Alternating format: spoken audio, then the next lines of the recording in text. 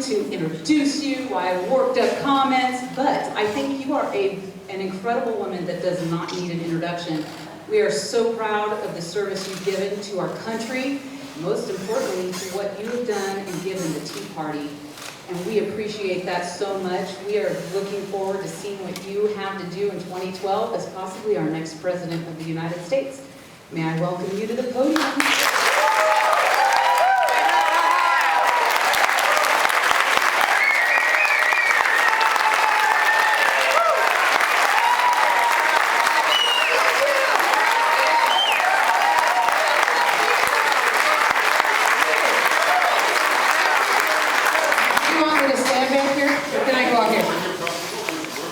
Can I stand out here? All right, all right.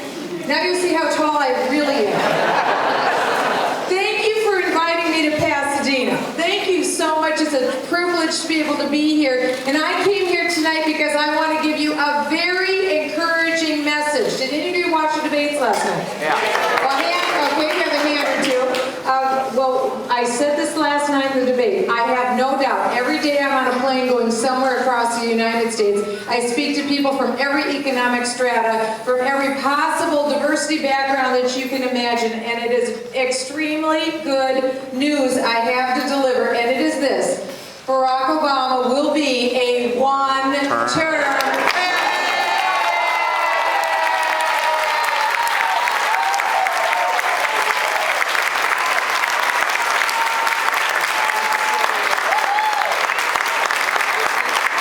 TeaPac and Tea Party supporters, you are a big part of that reason why we are going to see success in 2012. You're the reason why we saw success in 2010, when for the first time in about, 70 years, we put 63 conservatives, many of whom were Tea Partiers, in the House of Representatives, and had a historic shift in 2010 and put the brakes on the Barack Obama Express. That happened in 2010. That was a down payment for what we're going to see in 2012.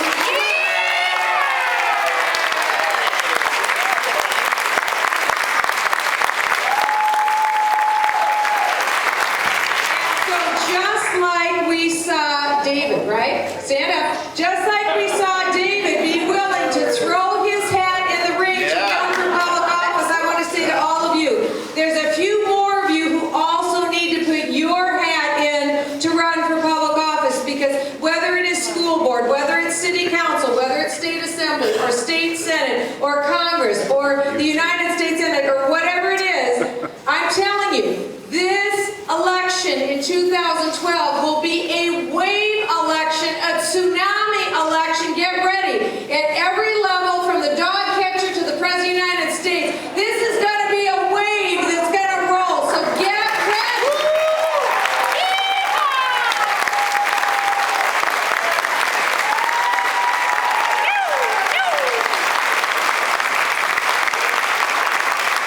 So you were motivated before, be triply, quadruply motivated now, because we're going to win election after election after election. And that's why my message to you tonight is we don't have to settle for our candidates.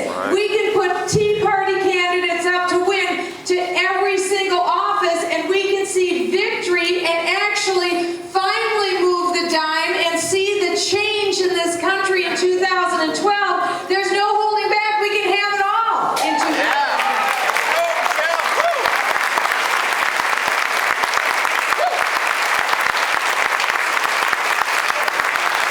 Because this is what I have discovered the Tea Party stands for all across the United States. It's this.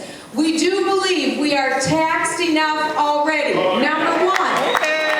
Number two, we believe the government should not spend more money than what they take in. And number three, we believe that the government should follow the Constitution of the United States.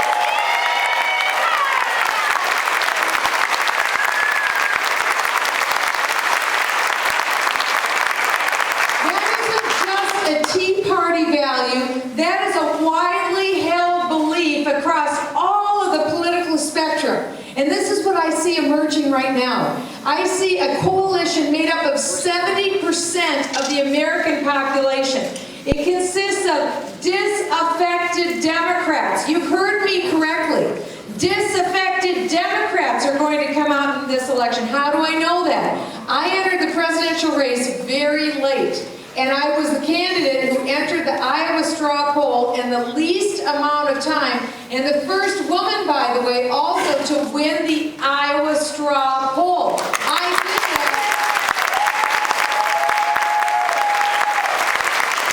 did that. By campaigning all across Iowa. We didn't pre-select any audience. We said, come on, come all. I would do at least 6 public events like this every day in the state of Iowa, and I will tell you, there wasn't an event that I didn't have Democrats come up to me afterwards and say, Michelle, I voted for Barack Obama in 2008. I'm a Democrat, but I'm voting for you for president in 2012. Michelle, and I voted for Barack Obama, but he's disappointed me. I'm voting for you in 2012. I had people come out who said to me, I have never been political a day in my life. I've never gone to any kind of event. I don't even know why I'm here, other than I'm afraid of what's happening to our country. I'm afraid for my kids. Will you give the country back to the people? Yes, I will. And I'm voting for you.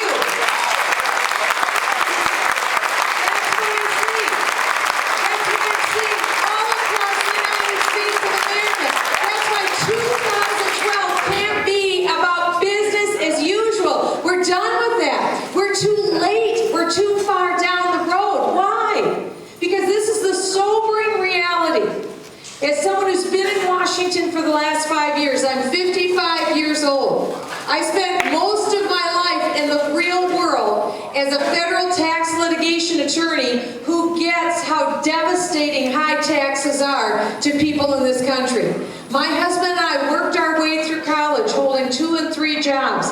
I worked my way through law school. He worked his way through graduate school. I did a postdoctorate degree in federal tax law. We started our own company from scratch. We built it up. We turn a profit. We think turning a profit is a good thing.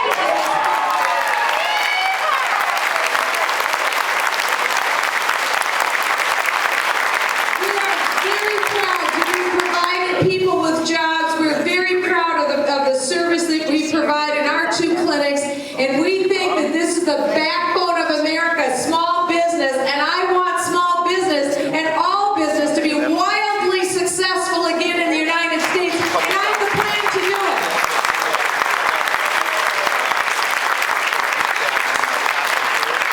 And here is that plan, real jobs right now, and I'm saying to President Obama, please take it, make it your plan. Let's not wait for 14 months for an election. Put it into place right now, because the American people are suffering now. Let's turn it around. It's very common sense, and this is the good news. It won't take long to do it. It won't take long. It's actually pretty easy. You begin by changing the tax code. I know how to do that. The first thing you do is abolish the current tax code. It has to be gone. It's not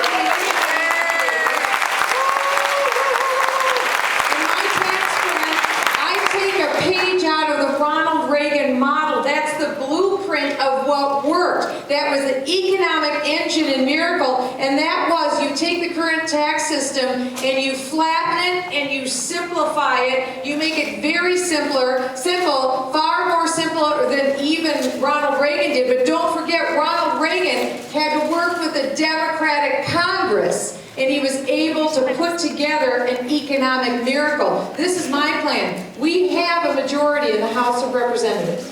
We're going to hold on to that majority. I have no doubt.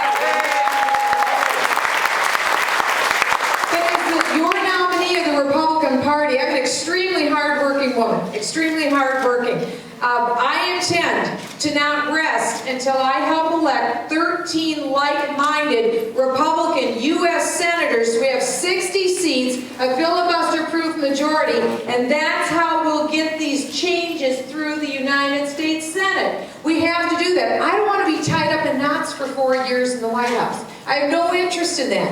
I have an interest in actually getting something done. That's why I'm going to work like absolutely a machine to make sure that we can get those 13 elected. Why? Because someone that you're familiar with in California, Nancy Pelosi, let's be nice, made me one of her top targets for defeat in 2010. And so just for spite, I decided she wasn't going to win, I would. And so I raised more money for Congress, my seat, than any member of Congress in the history of the Congress, and I did it with an average donation of $45. That's the people.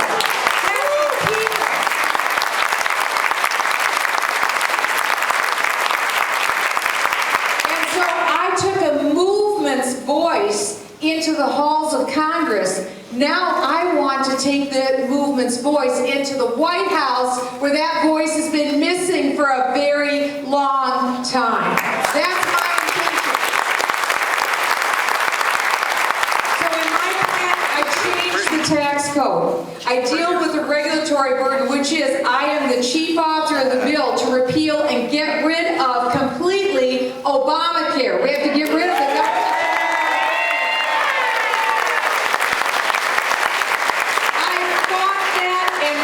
Distinction is being called Barack Obama's chief critic of Obamacare and his chief critic in Congress. That's my badge of honor. I also intend to repeal the Jobs and Housing Destruction Act. That's Dodd-Frank. That's also my bill.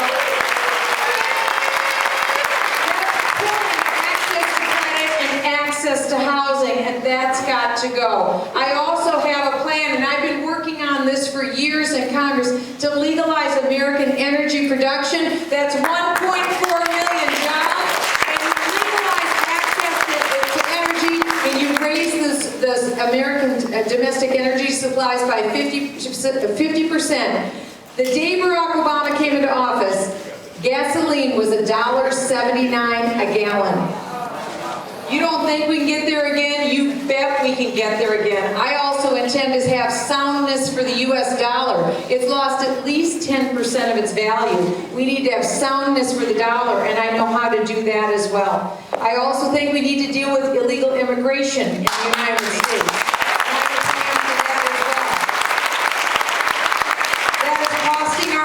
$113 billion a year in tax money. That comes out to $1,000 for every citizen household in this country. It has a real impact. That needs to be dealt with as well. Go to MichelleBachmann.com. That's where my 11-point turnaround plan is. But I want to throw the ball to you. This is your night, so let's get to your questions and your comments.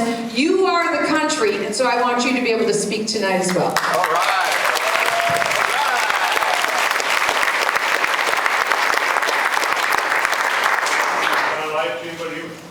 All right, great. Our first question is going to be on debt. As it happens, it's going to be from Dave Miller. Dave? Hey, Dave. The question I have is, under both governments, Democrat and Republican, the debt seems to continually increase in the spending. We've gone past spending, now we're going into debt for our kids and our grandkids. How are we going to reverse that? Like you said, if we don't take the Senate back. Thank you. Well, number one, elect me as the next president of the United States, because, and I'm serious about this, because we can't settle this time. You're exactly right. Under both Republican and Democrat, we have seen debt continue to increase. And I will tell you, this is how breathtaking this problem is. When I came into office in January of 2007, the national debt was $8.67 trillion. That's a lot of money. That's a lot of zeros behind those numbers. That's jaw-dropping, $8.67 trillion. Do you know what our debt burden is today after the debt ceiling vote this summer? It is $16.7 trillion. Hold on to your seats. In 4.5 years, the debt increase almost doubled in 4.5 years. That's why this summer I was one of the lone voices in the wilderness of Washington saying, don't increase the debt ceiling another $2.4 trillion. In other words, don't give them an advance on the nation's credit card of another $2.4 trillion. We had enough money coming into the Treasury to pay the interest on the debt. We didn't have default. Remember, we lost our AAA credit rating. Do you remember that? That's because the people who give the credit rating said, I don't see Washington, D.C. is serious about dealing with debt. And they were right. I said, let's be serious. Let's be adults. Because this isn't monopoly money. It's real money. It's so real that the International Monetary Fund tells us this is the last election, 2012, when we will be the economic superpower of the world. This is it. In the next election, who will be the economic superpower of the world? China. That's oh, see, everyone here knows it. It's China. Are we going to stand for that? No. Are we going to be the first generation in 235 years that fails to pass a better economic climate to those kids, our kids, your kids? The first generation in 235 years. Generally speaking, are you better off than your parents were? Do you live at a higher standard of living? I do. Than my parents did? I do. My parents lived at a higher standard of living than their parents lived. I remember my great-grandparents. My grandparents lived better than my great-grandparents did, generally speaking. But this is the first time that we can look at a break. I mean, honestly. I have 5 biological kids. That's why I'm here tonight. As a mother, I love those children. We raised 23 foster children in our home.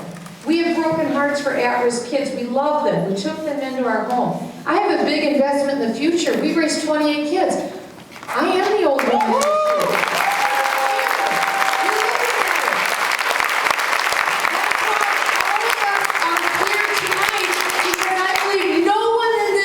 Content to see us be a nation that goes into decline. I'm not, you're not. That's why you're going to walk to precincts. That's why you're going to elect good people to be your representatives, because we can't settle. How many candidates, honestly, do you think are going to do what they say and say what they mean? I have a proven record for 5 years in Washington. I may not have been the most popular politician. Who cares? It's all about standing up.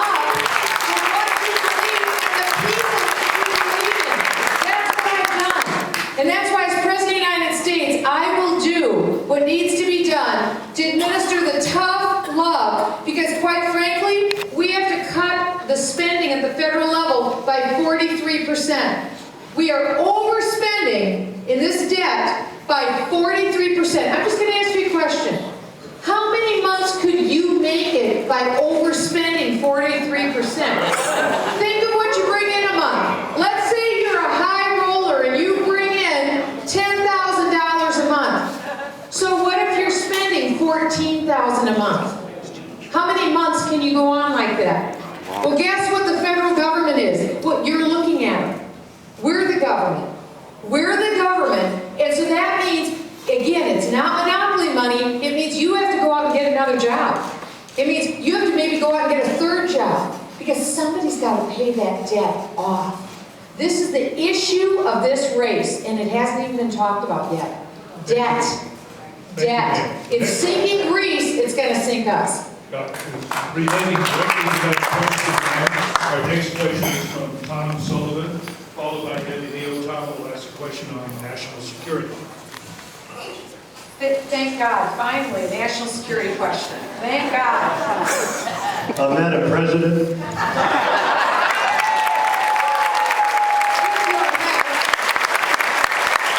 we've got our military stretched really thinly all over the world. Now, there are new troops in Africa, and that won't be the end of it. And he continues to bleed us dry, and now the super committee is going to make this decision, and if their decision doesn't hold water, you know what happens? The military gets half of that budget cut of $1.3 trillion. So, as president, how are you going to unravel that? With the military?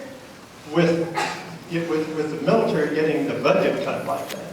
Well, number one, it will never work, because this was a historic week. For those of you who saw the debate last night, I talked about this. This was a historic week, and to think in that debate there wasn't one foreign policy question other than dealing with foreign aid, because here we saw an international terrorist assassination attempt on U.S. soil in our nation's capital, potentially in a public restaurant. This was found out, and this could have been hundreds of people who would have lost their lives. This would have looked like the devastation that Israel has had to endure. We were looking at seeing that with Iran, a known rogue enemy, so much so that they're identified as a state sponsor of terror. That's how they view the United States, that they'd be willing to do that in our nation's capital.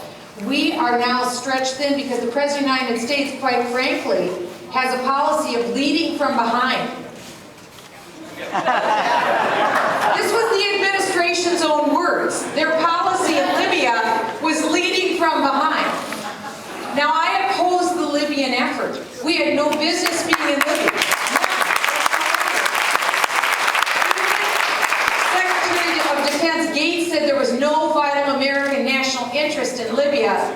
We shouldn't have been there. Also, with this current effort where Uganda asked us to come in and be in 4 African nations and deal with the problem that's been going on for 20 years. President Obama says there's an American vital national interest, but he hasn't said what that interest is. While we're dealing with Afghanistan and Iraq, and last Sunday we saw with Iraq that the Iraqis, where we have expended a high amount of toil and blood and treasure, now the Iraqis are saying to us, in effect, we're kicking you out because we're not even going to give immunity to the 5,000 soldiers that would be left, American soldiers that would be left at the end of the year. Why is that? Because Iran intends to be the dominant party in Iraq. After all we've expended, we're getting the boot, and Iran is going to be moving in. This is a dangerous situation. I am privileged to sit on the House Intelligence Committee. We deal with the nation's classified secrets.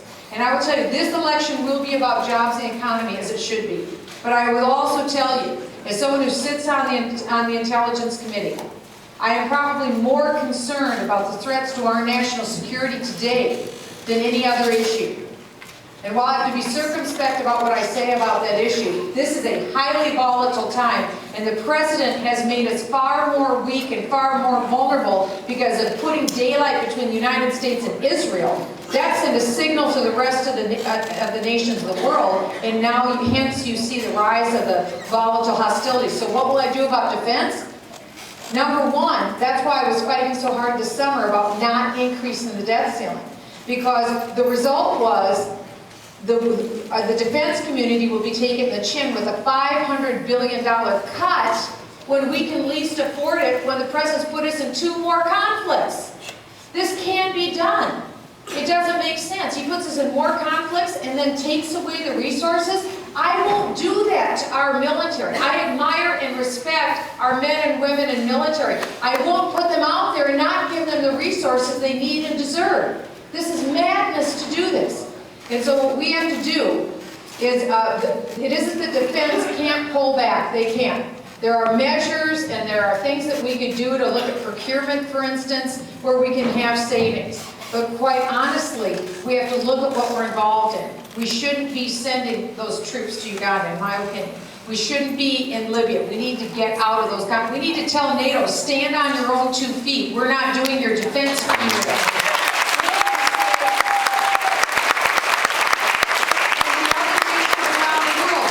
Now their problem. They have to pay for their defense. We can't borrow 43 cents on the dollar that we're spending to pay for their defense. Those days are done. They're done. The other thing is, I said this last night, Iraq and Libya need to be repaying the United States for liberating those countries. They are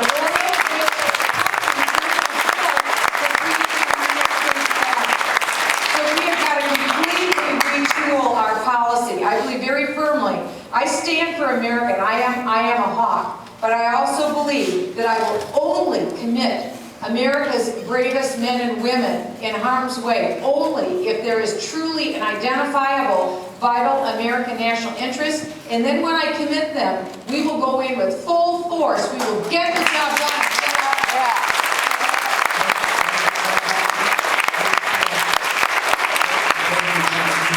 advised me that we have time for one more question. It'll be How Debbie did Neal, that happen? closely related, and then we'll close and get you on your way.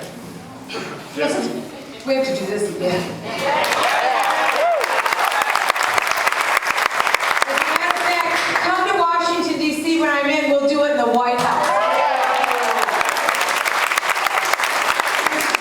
Despite the terrorist attacks in 2001, our borders are still porous. They are still having problems, and especially our long Mexican border.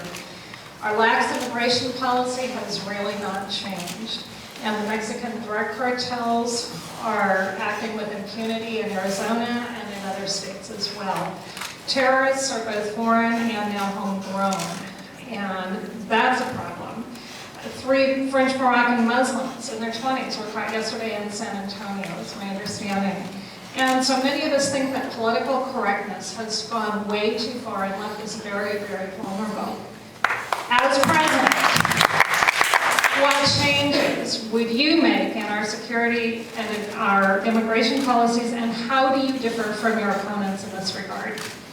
Well, thank you for asking this question, because on Saturday I became the first presidential candidate to sign the pledge that I will build the fence on every inch of the southern border.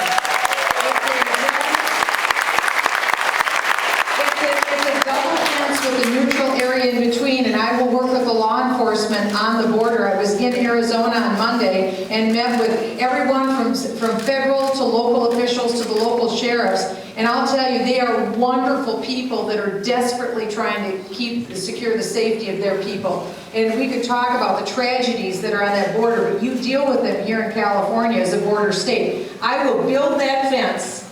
We will build it immediately. Not only that, we will fully make sure that we have the border security guards, because again, it costs us $113 billion a year. $82 billion of that is borne by state and local governments, and it costs you all $1,000 per household, as I had said earlier. But I will put the border security guards, and I will have their backs. As long as they are enforcing the law, I'll have their backs. I won't sue our border security guards and throw them in jail. I'll have their backs. That are trying to protect themselves. They won't need to worry about that, because I will make sure that they're protected. The ICE agents that are working in the interior, I will tell them it's a new sheriff in town, because quite frankly, to be honest with you, both Republican and Democrat administrations have failed us on this issue. I will tell the ICE agents that I will have their backs, and they better uphold the law or they'll be losing their jobs. Also, sanctuary cities, they will not be receiving federal money. Yeah.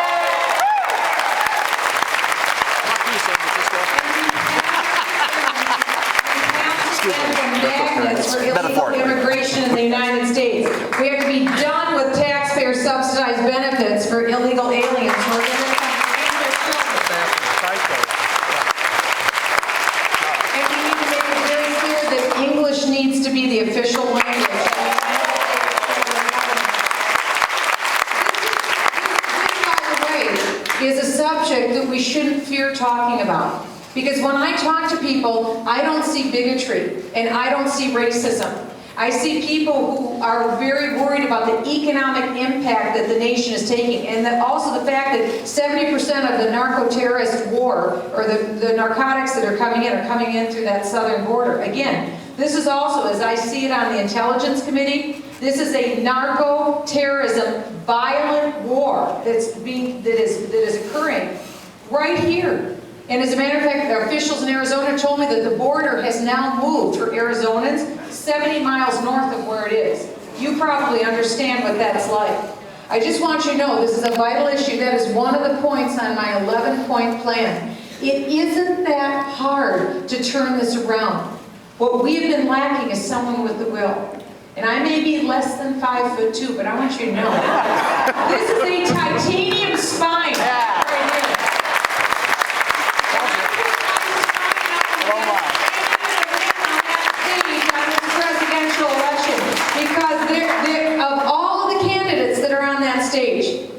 I have the proven record for 5 years in Washington. I've done exactly what I said I was going to do. And that's what we need in the next president. I'm a fighter. And one thing I've seen, unfortunately, in Republicans rarely fight.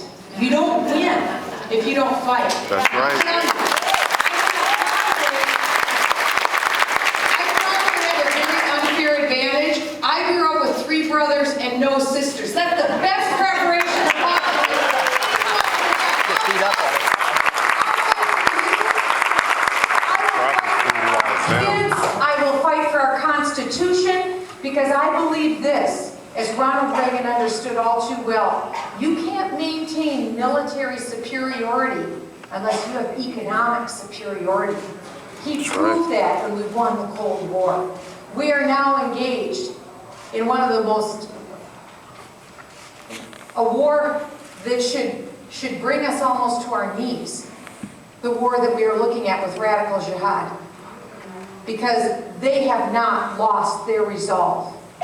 We have to also have that level of resolve within our soul to understand how committed they are to achieving their goals. I tell you tonight, we have so much that we can lose and so much at stake if we don't maintain our economic superiority.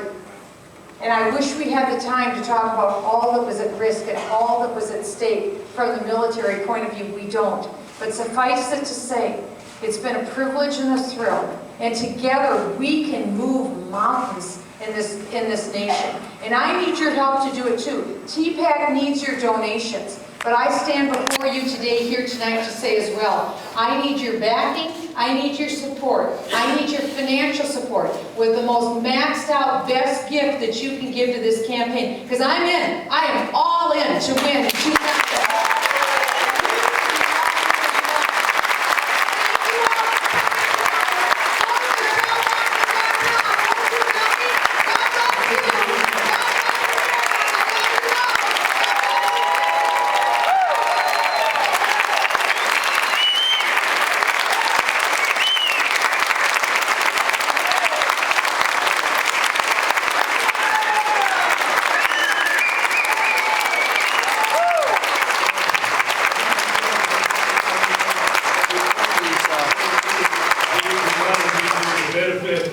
Special Pasadena welcome. Jonathan Wilson, take us down. But remain seated, let Mrs. Bachmann leave. I want to talk to you for about a minute.